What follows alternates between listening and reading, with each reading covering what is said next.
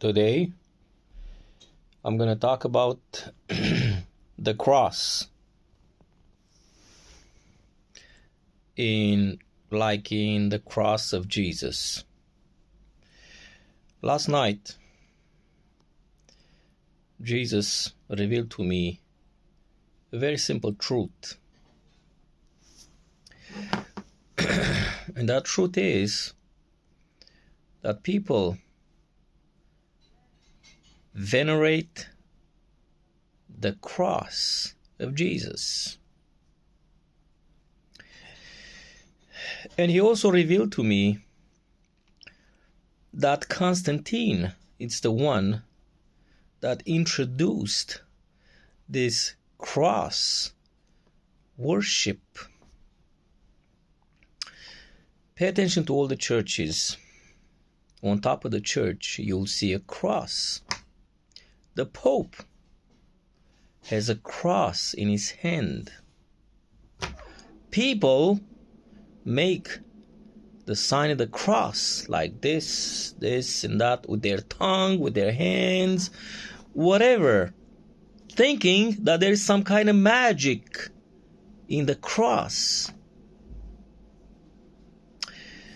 Why is it that people worship, venerate the cross of Jesus? It is as if the cross, it's more important than the person of Jesus. Now get this. Jesus wants to fellowship with you. He wants to talk to you. He wants to come to you and, help you, counsel you.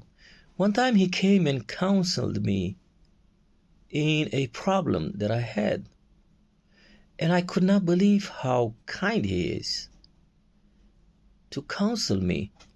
I never had this experience. These experiences that you have in spirit, they don't happen every day. And usually people, when they experience something, they want it to happen always. No, it's not like that. Jesus will grant you a moment, or maybe the Holy Spirit will grant you a moment with Jesus in spirit, where you can be counseled by Him, by Jesus Himself. People today do not live in spirit. They have no fellowship with Jesus. They have no fellowship with God. They worship objects, books, relics, crosses, idols, images of saints and all kinds of things. Why? Because they do not have a real relationship with the living Jesus. This is the simple reason. If you would have a real relationship, then you would understand that the cross for Jesus, it's something, it's a memory which was very difficult for him. It's a bad memory. It was not a good one. Why would you worship something that he suffered on? Why would you worship that? Why would you worship a thing that he was crucified? I'm also going to remind you that the way that the Romans used to punish criminals or whatever people they would convict was to crucify them. So it was a method in which they killed a person. Why do you worship the cross? Why do you have it on your churches? It's the sign of the power of the Roman people, in which they killed people on the cross. Why do you have it on your church? Why is it that people celebrate here in Romania, where I am? They celebrate the day when the head of John the Baptist was when John the Baptist was decapitated. They have this day in the, I think it's the Orthodox calendar, in which they celebrate in the day that his head was chopped, he was decapitated. Why? And they drink and they eat. They celebrate and they get drunk. Tell me, the Holy Spirit showed me, are they not partakers to the crime of Herod, which killed John the Baptist?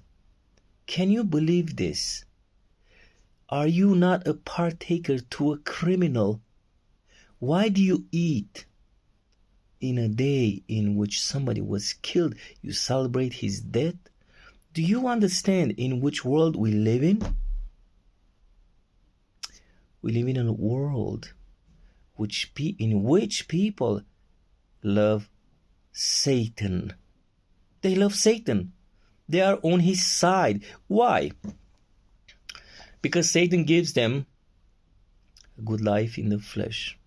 Jesus also told me yesterday that people persecute the truth. They oppose the truth and persecute it because they love a fleshly life, a life in the flesh.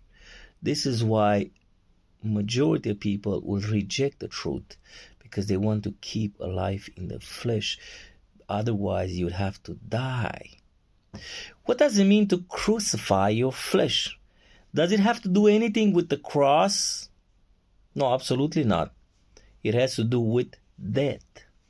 So, dying on the cross, in the case of Jesus, in which the Romans chose to kill him that way, and it killed many other people like this, it is not the same with the person that has to die, to crucify their flesh, not on a cross.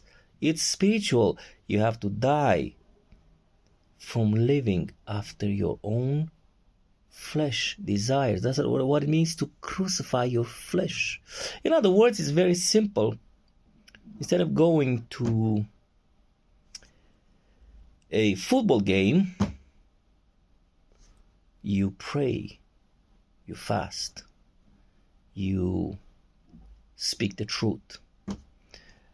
It's like, do not fulfill the lusts of your flesh. You die, you crucify it, you don't fulfill it.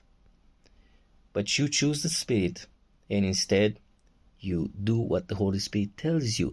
That's what it means to crucify it. It has nothing to do with the cross. It has to do with death. People today associate the cross with the death of Jesus, and they venerate the cross on which Jesus died. But it's not about the cross.